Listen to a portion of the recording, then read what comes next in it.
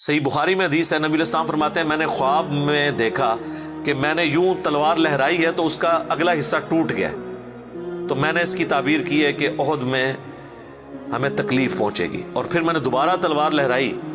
تو وہ اپنی اصلی حالت میں واپس آ گئی، تو اس کی تعبیر میں نے کی ہے کہ اس تکلیف کے بعد پھر اللہ تعالیٰ ہمیں راحت دے دے گا۔ ظاہر ہے کہ پھر الٹیمیٹلی شکست جو ہے وہ فتح شکست میں بدلی، اور پھر شکست سے دوبارہ سے سروائیول تو کم از کم ہوگی، اگرچہ کئی انصاری اصحاب جو ہیں وہ شہید ہوئے، مدینے کا کوئی گھر نہیں بچا تھا جس میں میت نہ ہو، ایک غم کا عالم تو تھا۔ مہاجرین میں سے بھی حضرت حمزہ بن عبد المطلب، ان کا غم ہی رسول اللہ کے لیے بہت بڑا تھا، وہ آپ کے بھائیوں کی جگہ بھی تھے اور چچا بھی تھے، دودھ پیتے، رضاعت کا رشتہ بھی تھا ان سے، بھائی والا بھی، آرمی چیف بھی تھے، بدر میں بھی احد کے اندر بھی، تو حضور کے لیے وہ بھی غم بہت تھا۔ حضرت حمزہ بن عبد المطلب کا غم اتنا بڑا غم تھا کہ صحیح بخاری میں ایک پورا چیپٹر ہے غزوہ احد کے چیپٹر کے اندر نا، اس کا عنوان ہی ہے حضرت حمزہ بن عبد المطلب کی شہادت، اور اس میں وہ لمبی حدیث ہے واشی کے بارے میں۔ دو تابعین جو ہے وہ واشی کو ملنے کے لیے جاتے ہیں، وہ شام میں شفٹ ہو چکے ہوتے ہیں، اور ان سے جا کے حضرت حمزہ کا قتل کے بارے میں پوچھتے ہیں، تو واشی بتاتے ہیں کہ جی میری یعنی ڈیوٹی لگائی گئی تھی جبیر بن مطعم کی طرف سے۔ خیر وہ جبیر بن مطعم بعد میں وہ بھی مسلمان ہو گئے، وہ بھی صحابی ہیں، اور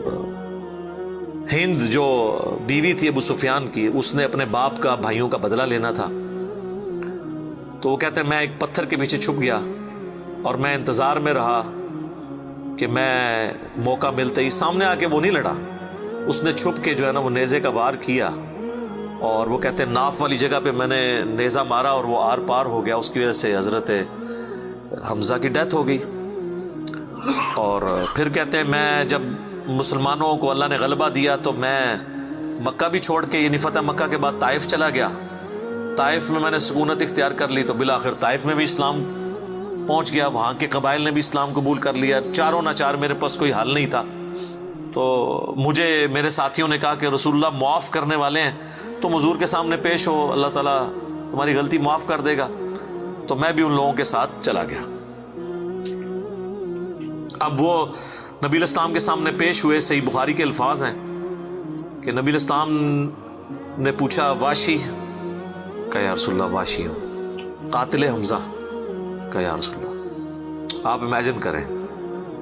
آپ فرمایا کہ واشی تیرا جو یہ عذر ہے میں اس اعتبار سے اسلام قبول کرتا ہوں، لیکن کیا تم یہ کر سکتے ہو کہ مجھے اپنی شکل دوبارہ نہیں دکھانی؟ اچھا یہ حضور کا ہی حوصلہ تھا، ادروائز تو اس کا گاٹا اترنا چاہیے تھا، ٹھیک ہے، کیونکہ اب جب کہ غلبہ اسلام کا ہو گیا اس کے بعد اسلام قبول کرنا، لیکن حضور کی شفقت تھی۔ لوگ اگلے جملے کو تو دیکھتے ہیں کہ حضور نے کہا مجھے شکل نہیں دکھانی، اور وہ یعنی سمجھتے ہیں کہ شاید حضور نے سختی کی ہے یا ایک فنیٹک اپروچ ہے، ایسا نہیں ہے۔ آپ دیکھیں کسی کی جان بخشی ہو گئی ہے، یہ چھوٹی بات ہے۔ تو اس پہ میں اکثر جملہ بولا کرتا ہوں کہ چچا سے زیادہ انسان کو اپنی اولاد سے محبت ہوتی ہے۔ قاتلین حسین جو ہیں، قاتلین حسن ہیں، ان کے ساتھ قیامت کے دن رسول اللہ کا کیا ایٹیچیوڈ ہوگا ایز کمپیئر ٹو قاتلین حمزہ ابن عبد المطلب۔ کوئی شخص دنیا میں کہہ سکتا ہے کہ جی مجھے اپنے چچا سے اپنی اولاد سے بھی بڑھ کے محبت ہے، تو اس کا تو ذہنی توازن بگڑا ہو تو لادہ بات ہے، یہ جھوٹ بول رہا ہوگا۔ تو یہ کربلا جو ہے یہ کوئی چھوٹی چیز نہیں میرے بھائیوں، اور اس سے یہ بھی پتہ چلا کہ غم کبھی بھی ہلکا نہیں ہوتا۔ فتح مکہ کے بھی بعد کی یہ بات ہے، یعنی حضرت حمزہ کی شہادت کو کم از کم 5 سال تو گزر چکے تھے۔ 3 ہجری میں غزوہ احد ہوئی ہے اور 8 ہجری میں فتح مکہ، اس کے بھی بعد کا واقعہ ہے، یہ 8 کا بھی ہو سکتا ہے 9 کا بھی، چلو کم از کم بھی 5 سال۔ کسی نے حضور کو مشورہ نہیں دیا کہ سوگ تو 3 دن تک ہوتا ہے، لیکن یہ سوگ حمزہ نہیں تھا، یہ غم حمزہ تھا۔ ہم اختلاف کرتے ہیں سوگ حسین سے، غم حسین تو قیامت تک جاری رہے گا، جس میں یہ پیٹنے والا ماتم والا معاملہ نہ ہو، بلکہ حسین علیہ السلام کی اس دعوت کو یاد کیا جائے۔ خیر حضرت وحشی کہتے ہیں، ظاہر ہم تو ان کا احترام سے نام لیں گے، صحابی تو ہیں، وہ کہتے ہیں کہ مجھے پوری زندگی اس بات کا غم تھا اور میں اللہ سے دعا کرتا تھا کہ اللہ مجھ سے نہ کوئی بڑا کام کروانا ہے۔ تو بخاری کے الفاظ ہیں، وہ کہتے ہیں جب مسیلمہ کذاب نے دعوی نبوت کیا تو میں نے اللہ سے دعا مانگی کہ اللہ میں نے اسلام کے سب سے بہترین شخص کو قتل کیا تھا، یعنی حمزہ کو، اس میں کوئی شک نہیں ہے، میرا تو اجتہاد ہے، اگر حضور کی وفات کے وقت حضرت حمزہ زندہ ہوتے نا تو پہلا خلیفہ حضرت حمزہ نے بننا تھا، کیونکہ خلفائے راشدین جب موجود تھے، جب تک خلیفہ راشد نہیں وہ بنے تھے ابو بکر، عمر، عثمان و علی، ان کی موجودگی میں بھی حضور نے اپنا آرمی چیف حضرت حمزہ کو بنایا ہوا تھا۔ بدر میں حضرت ابو بکر، عمر، عثمان و علی میں سے تو کوئی نہیں تھا حضور کی طرف سے آرمی چیف،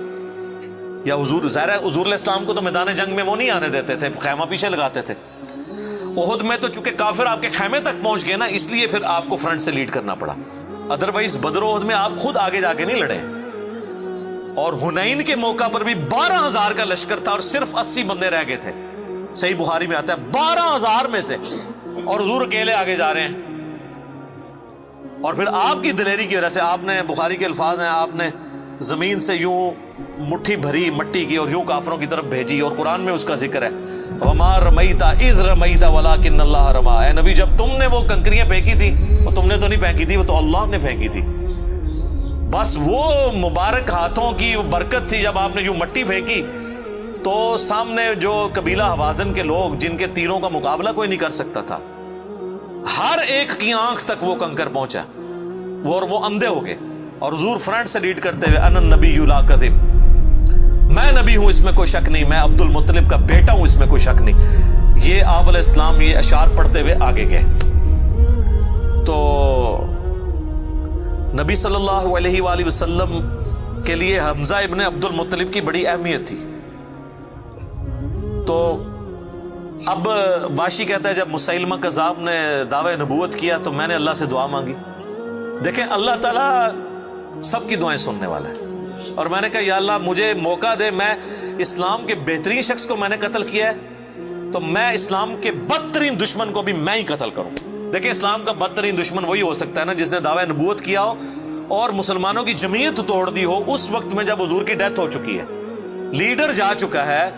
اور پیچھے مینجمنٹ کو کمزور کرنے والی بات ہے ہزاروں لوگوں کا مرتد ہو جانا۔ تو وہ کہتے ہیں کہ میں جب جنگ یمامہ کے لیے ندا کی گئی تو میں بھی اس لشکر میں شامل ہوا، اور میں نے اپنے وہی نیزہ جس سے حضرت حمزہ کو مارا تھا، سر عمر سیریز میں انہوں نے یہ سین فلمائے ہیں، وہ نکالا اور اللہ سے مانگا، اور کہتے ہیں میں نے دیکھا کہ وہ گھنگریالے بالوں والا جو ہے وہ اونٹ کی رنگت کا اس کا جسم وہ دیوار کے ساتھ ٹیک لگائے ہوئے کھڑا ہے۔ تو میں نے پوچھا کہ وہ مسیلمہ کذاب کون سا ہے، تو انہوں نے بتایا یہ ہے۔ انہوں نے دور سے اس کو مارا، ان کا نشانہ تو بڑا زبردست تھا، تو وہ مارا گیا اور گر پڑا زمین کے اوپر اس نیزے کے وار سے۔ پھر ایک انصاری صحابی نے آگے بڑھ کے اس کی گردن کاٹ دی۔ تو پھر وہ کہتے تھے کہ مجھے اللہ سے امید ہے کہ اللہ تعالیٰ اس نیکی کی برکت سے میری وہ غلطی معاف کر دے گا۔ ٹھیک ہے، ویسے تو اسلام لانا ہی غلطی معاف کر دیتا ہے، صحیح مسلم میں حدیث ہے کہ ایمان لانا پچھلے کے گناہوں کو معاف کر دیتا ہے، لیکن سر کچھ گناہ بہت بڑے لیول کے ہوتے ہیں، اس کے لیے بہت بڑے لیول کی نیکی چاہیے ہوتی ہے اس کی کمپنسیشن کے لیے، چونکہ حضور بھی تو اس اعتبار سے تو حضرت واشی حضور کے سامنے نہیں آتے تھے نا۔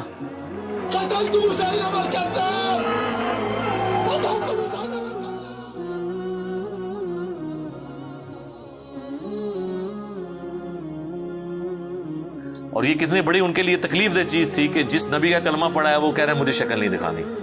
آپ اس تکلیف کو سوچ سکتے ہیں۔ ہاں اب میں یہ سمجھتا ہوں، اللہ سے امید کرتا ہوں کہ قیامت والے دن حضرت واشی حضور کے سامنے اس اعتبار سے پیش ہو سکتے ہیں کہ مجھ سے یہ غلطی ہوئی تو یا رسول اللہ دیکھیں آپ کے سب سے بڑے دشمن کو بھی میں نہیں قتل کیا، تو یہ بہت بڑی سعادت ان کو ملی۔ رضی اللہ عنہم اجمعین وعلیہم السلام۔